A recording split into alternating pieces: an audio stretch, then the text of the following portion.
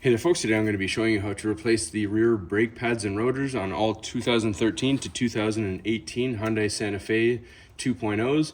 This one in particular is the 2.0 2014 with all-wheel drive. So let's go ahead and get started. We're just going to get you a better camera angle and start the service. All right, before we start anything, if you look at these two set screws, you want to hit them with penetrating oil because they do seize on quite a lot. And then we're going to tackle the caliper while that soaks. All right, so first thing we need to do is remove these two 14mm caliper bolts.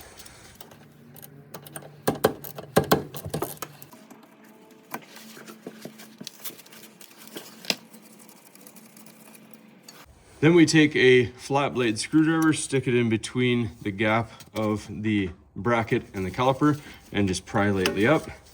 And on the other side, caliper is off. We're just going to set it on our arm right here, somewhere safe where it's not going to fall. All right, then we have these two 14mm caliper mounting bracket bolts. They need to come off as well.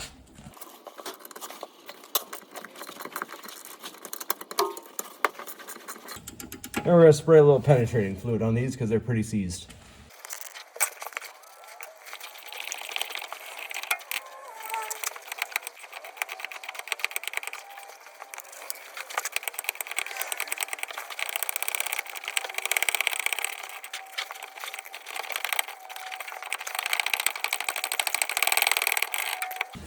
All right, now the pads and the bracket come off together.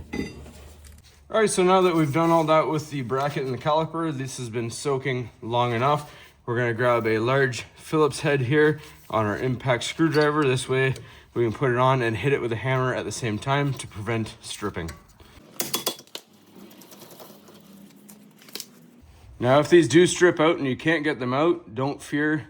It's not the end of the world. You can simply take a drill and choose a bit that's just a little bit bigger than the screw base itself, and you can drill them out.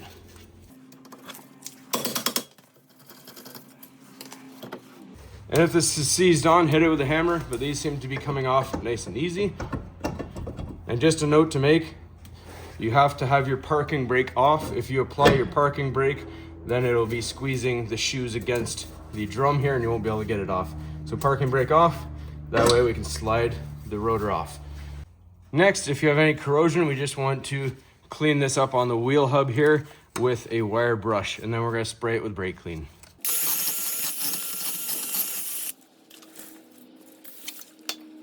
This will make sure we have a nice flush surface and we won't have any wobbling.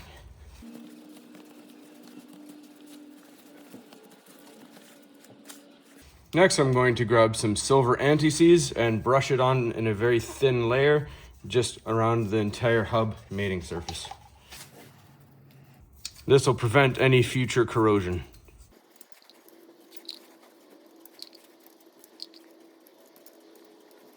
And with any new rotor, whether it's coated or oiled, I like to hit it with some brake clean just to get it all nice and clean. And just wipe it down. Make sure you don't get any grease from your hands onto the braking surface. Then we make note of where our set screw holes are, and we're going to line those up with the studs.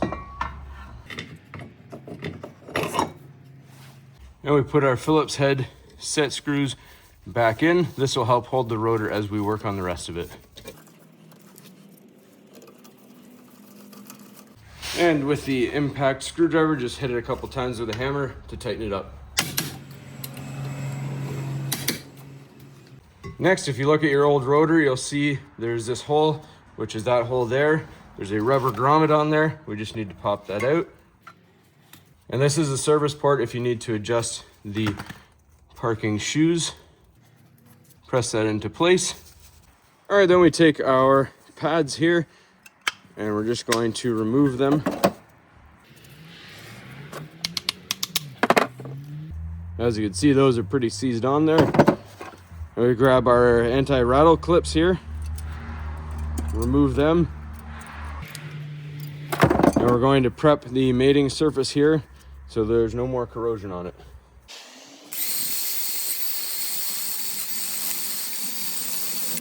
So you just want to clean off any surface that those anti-rattle clips will be touching.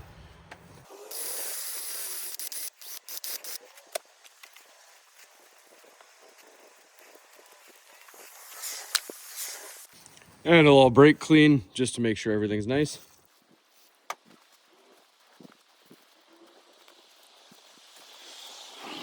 Next, we're going to prep the slider pins. We're only going to do one at a time so we don't get them mixed up.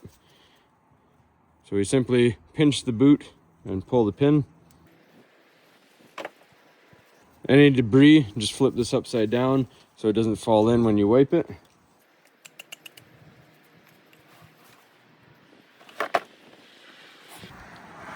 And then I take a bottle brush just from the dollar store and we're going to stick that in and wipe out any debris or old grease. Clean up our slider pin. Now if you see any corrosion on the tip of it right there where it meets the boot, just clean that up so the boot has a nice fresh seal.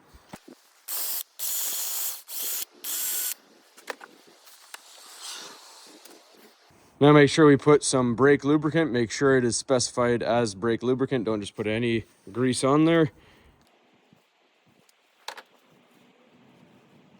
Just a nice thin layer there.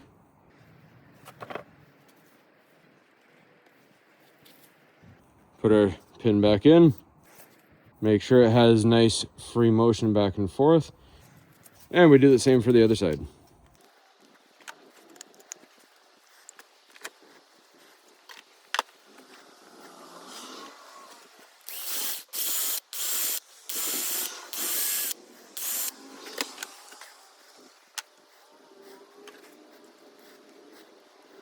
Next, we're going to grease up all these surfaces that the anti-rattle clips will mate up with to prevent all that corrosion that you saw.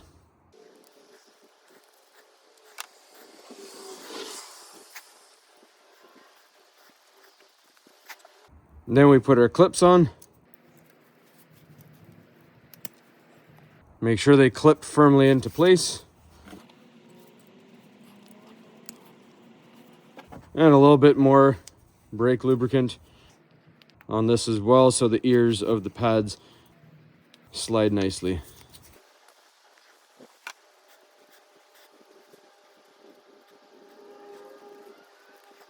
Next, we're going to take our new pads, and the one with this squealer bar will go towards the inside, which is the one with the slider pins. And we're just going to sit the pad nice and flush so it can fit over the rotor. And same thing with this one. So it should sit like that. Now we put this on the rotor.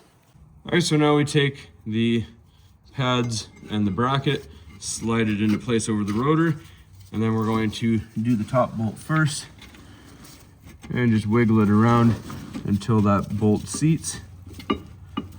Then we do the bottom one.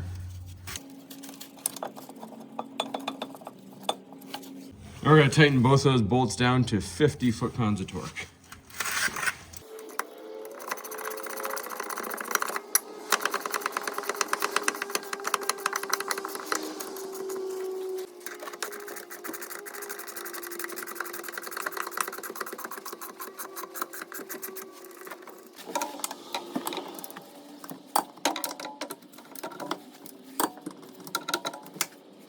Okay, so right before you retract the piston on any of the calipers, you just want to make sure that your brake fluid reservoir, which is towards the driver's side here at the firewall, is loose. And I just put it on, set it gently so no debris gets in. That way back pressure can come out. Then when you're done, just make sure that you tighten it all back up. All right, so now we need to compress the piston so that the caliper can go over the new thicker pads. So we're going to use a compression tool that is meant for brakes. You can just use a C-clamp if you want, that's entirely up to you. These are fairly affordable and they can fit most vehicles. And I'll put a link in the description. This makes it super easy. Just twist it.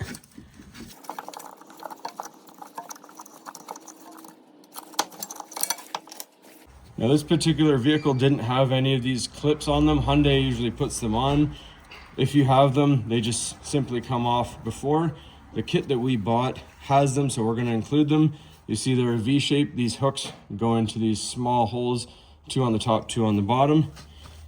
And you're going to have to hold tightly because it's going to want to push the pads out. And what it does is it relaxes the pads when you release the brake pedal, so it has less wear.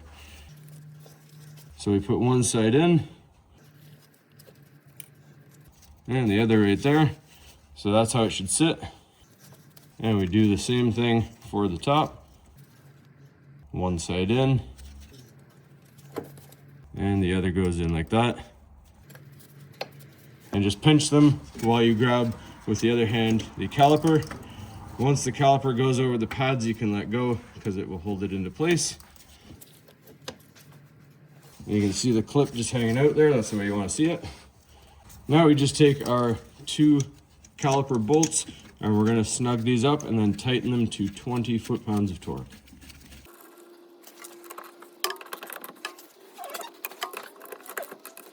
All right, so that's all there is to it, folks. Just double check everything's all good. Your set screws are in. Both your bracket bolts and your caliper bolts are torqued down to spec.